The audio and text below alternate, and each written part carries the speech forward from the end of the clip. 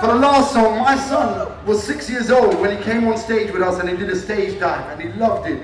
And he's been waiting for 15 years to do it again. So when I do the last track, I don't care what the security says, he's coming up here. I'll fight you. I will fight you. And you. I'm putting it all on the security. And I come from the streets. Yeah. I'm joking. I won't fight you. I'll get them to do it for me. Okay. Again. You don't see the signs because you're blind. Stand back and watch a professional rapper right on the mic now, boy. No. You don't see the signs because you're blind. You're running out of time. Stand back and watch a professional. Put the mic down, boy, the show is. Okay, here we go. Ready? Everybody jump! Do what you wanna do.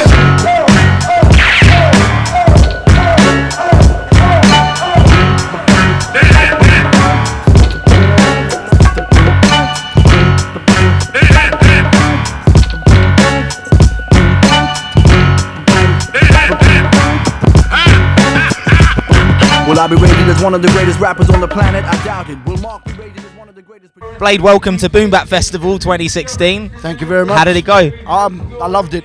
I mean, before we came up here, I just didn't know what to expect because obviously I've been retired for 10 years. I haven't put any new records out. No one knows, how I've evolved or not evolved because I haven't.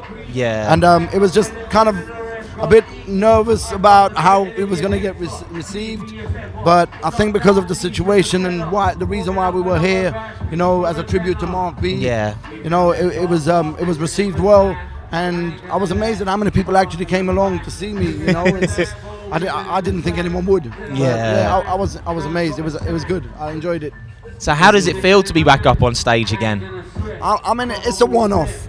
I'm not going to do this every day. And it had to take something serious and sad for me to do that. Yeah. There's no way I would have not done it. I mean, when Ivan called me up and asked me about it, it didn't take 2 seconds to think. It was just like, I'm there. I don't want no money, whatever, I'll just be there. Yeah. And that was what it was about. It's not about money, it's not about fame or trying to sell records or merchandise or whatever. It's about, me kind of showing my respects to a friend who enabled me to go from being the street urchin to basically being in the public eye and selling records enough to make enough money to buy a house and provide for my children. Yeah. And Mark was a real friend. It's just sad how he went.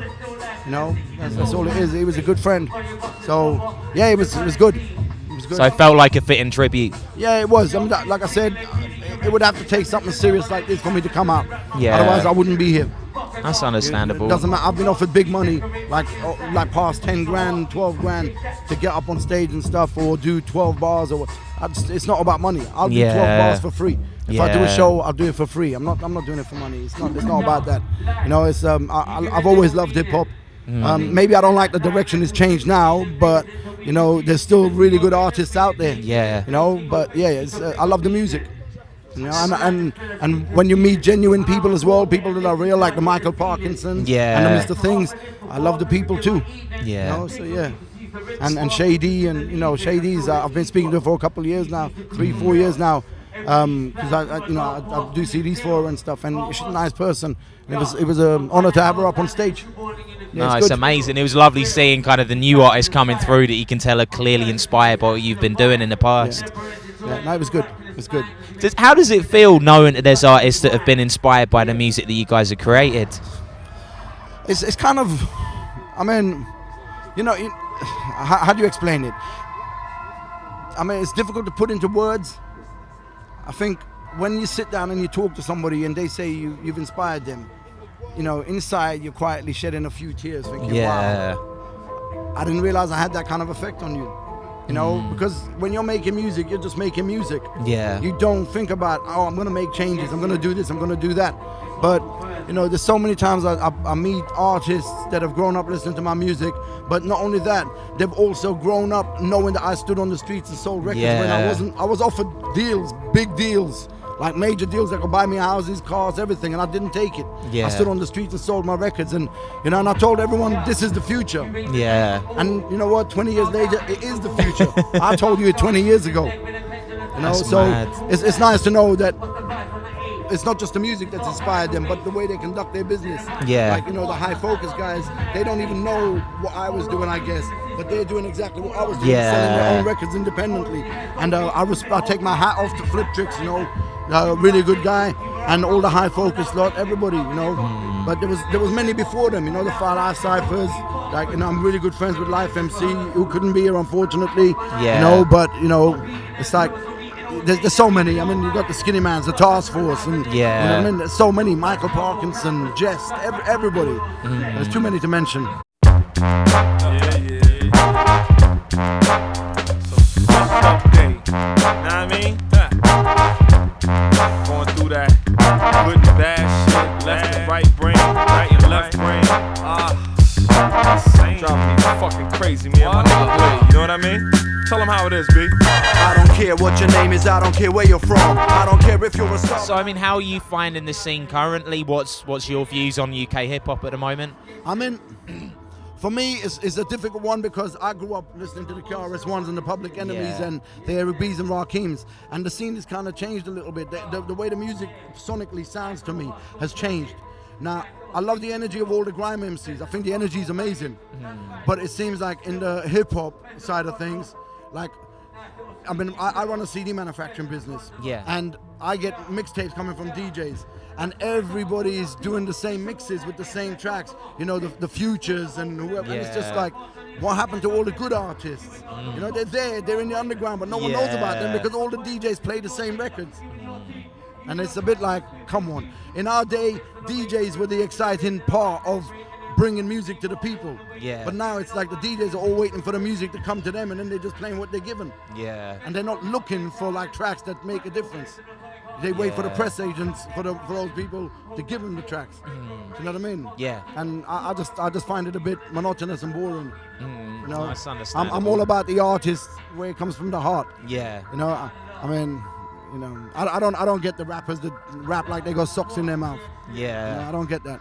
So So I mean, you're saying that you've got the CD production company. I mean, what else are you can doing? I just say, we don't have to talk about that because I'm not here to advertise my business. No. I'm only here it's for fine, more. man. No. Yeah, so- I mean, how do you feel that you have a place within music currently? I mean, so you're doing the production elements, but are you doing anything musically at all? No, not at all. Nothing. Only doing the manufacturing for artists, record labels, PR companies, whatever, anybody. Schools, police force, everybody. Wow. So yeah, just that's That's it. good. Yeah. So what made you feel? I mean, it sounds like a lot. This set sounded as fresh as when you used to do these tracks. I mean, how did it get to the point where you were able to step up on stage with this? Did it take a lot of prep, or did it just kind of come naturally once you stepped on stage? I started memorizing the lyrics 5 days ago. And because I'm running a business, I don't have time. Yeah. And at the same time, because I'm running a business, it's now the VAT period. So I had to do my VAT return. I had to do my media taxes, all kinds of stuff. So it's just constant distractions. My phone's always going off. And a lot of it was relying on the memory from what we had. Yeah. But luckily for me, there's a lot of times I'll sit in the office and I'll recite some of the lyrics. Yeah. So some of it was already there. So yeah, it was all right. You know what I mean? It wasn't long preparations. Yeah. And can I just say, like, having Respect BA on stage was an honor. That guy he's a genius as a hype man, as a solo artist. You know what I mean? He's such a good battle rapper. He's amazing. Yeah. You know what I mean? And I sat there and watched that guy lying on the airbed when we didn't have a bed and horizontally rapping.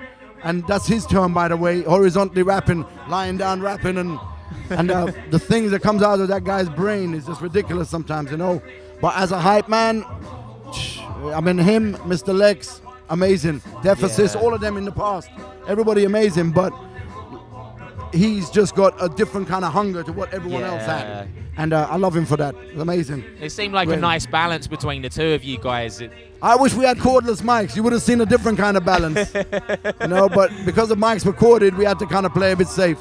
So I mean, it was amazing seeing your son stage dive as well. I mean, what gig was it when he originally did that? we did a show at the Historium many Okay. years ago, and he came to that show.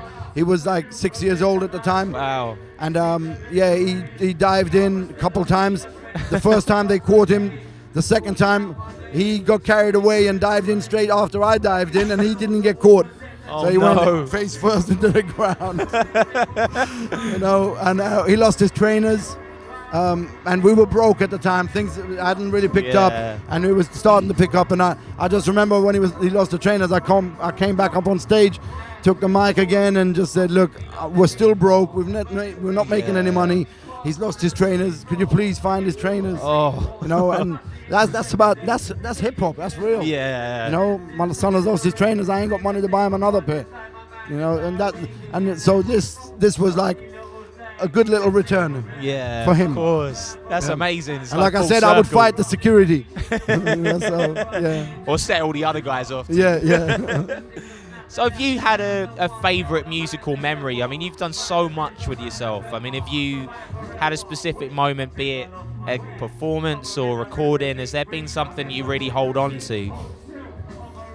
Obviously, there's a lot of memories, and everyone's kind of expecting me to turn around and say when we supported Eminem. Yeah. But it wasn't that. It was the simple things.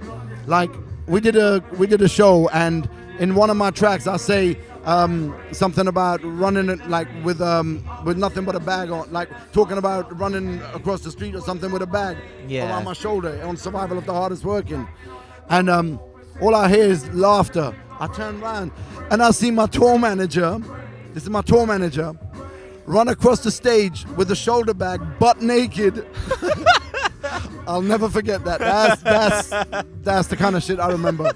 Like, it was hilarious. It's just to see that I fell on the floor laughing. I couldn't continue the verse. I actually fell on the floor laughing. That's crazy. Literally, butt naked, no pants, nothing. Nothing. That's dedication. Oh, mate, it was just like, he's spontaneous, you know what I mean? He's just spontaneous. He just bam. And all I heard is the hype man on the stage in the background. All I heard is, and I turned around and I see him, and I thought, fucking hell. Oh no, Yeah, that's it's crazy. Like, yeah, it's wicked. It's wicked. And yeah, I asked him to be here, but he hasn't responded. So I think, you know, we haven't been in contact for a couple of years, so his number may have changed. Yeah. But Daz, if you're out there, you're a hero. Naked hero. Naked hero. So you said about high focus to that side. I mean, what kind of artists are you still feeling like you're checking, or feeling like they're doing some good things right now?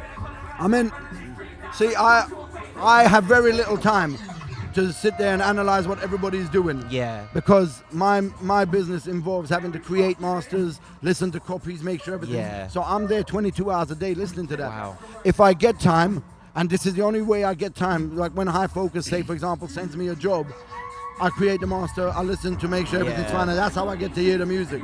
And that's how I know what they're doing, and I like what Right. they do. And I always tell them that. You know what I mean? So yeah, I just spoke to Flip Tricks earlier, so you know what I mean? Yeah, So it it's kind of good. still feels like you're in it, but it's just in a very different way. Yeah, That's definitely. amazing. Yeah. Do you think that you'll ever return to making music again? No, I don't miss it like that. No? No. It's I weigh the pros and cons. I love what goes on here. Yeah. I love this kind of stuff, atmosphere and everything, but I also remember how cruel the industry can be. Yeah. And I've got kids. I don't want my kids to see me going through madness again. Yeah. So, you know, my kids have seen me nurture, build a business, smile every day, and I don't want them to see me go back into like, oh, records don't sell, we don't get shows, promoters don't pay us, all that. Yeah. And I haven't got time for that. That just brings back negativity and bullshit. You know what I mean? And I don't need that. I owe more than that to my kids. Yeah. I need to stay focused, smiling all the time for my kids, because my strength goes to be their strength. You know, so yeah. That's good, man. Yeah. So yeah, kind of seeing music as an inspiration, but in a different way. Yeah. Yeah. Okay, here we go.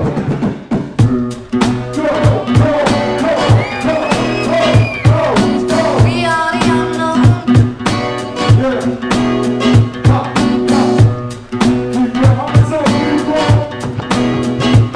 Sometimes it feels like the chips are down, nothing is going your way. You've been recording endlessly, sleepless nights ain't.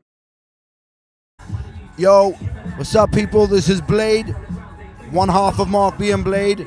First of all, respect to Mark B, and I miss you, bro. And just want to give a shout out at Boombap to Wordplay magazine.